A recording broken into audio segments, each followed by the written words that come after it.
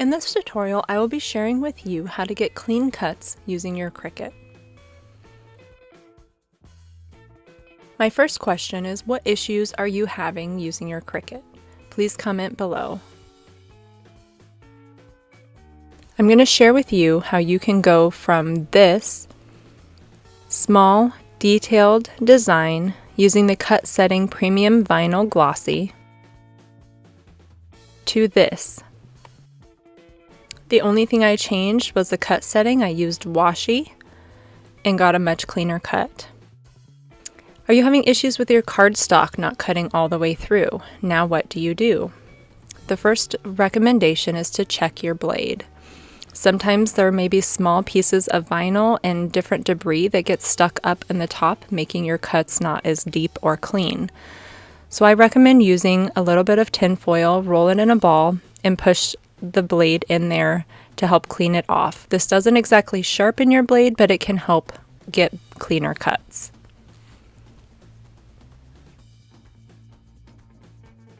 Number 2 is check your mat. After you use it for a certain amount of time, there are certain areas that are not as sticky as it used to be. So as your cut's starting to look like this, where your paper or vinyl is not sticking to your mat at all. So there's some options you have for your older, well-used mat. The first one I would recommend doing, clean your mat.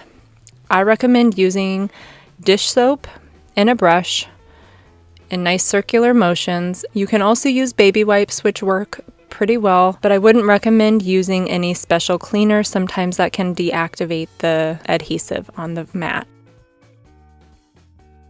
Rinse it off. Then let it air dry.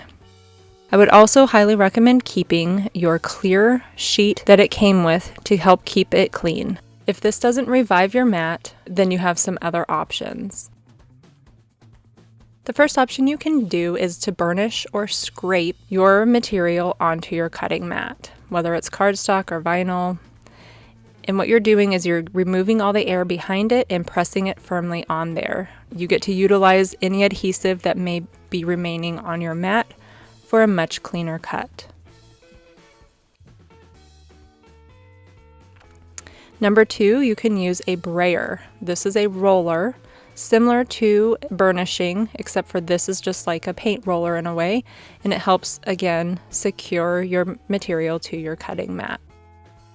This again has helped very intricate designs cut through.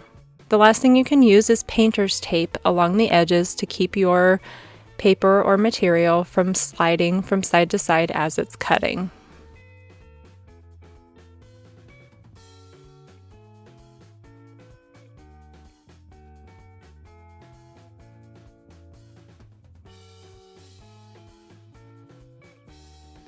These are the 4 different cuts that I got. Using the brayer, the scraper, or the painter's tape all did beautifully cutting this intricate design. Not pressing it down, it did not cut very well all the way through, and that will give me a lot more work having to pop out all of these little pieces and add to frustration. If this still is not working, it may be time for a new mat. What I hope you take away from this tutorial is first to make sure your cut setting is correct. I would highly recommend using the washi setting for very delicate, detailed cuts. Make sure your blade is clean. Clean your mat. Use a scraper, tape, or brayer to secure your material to your mat. And as a very last resort, get a new mat. I hope you find this tutorial helpful. Thank you. If you got my mommy's video, give her a thumbs up.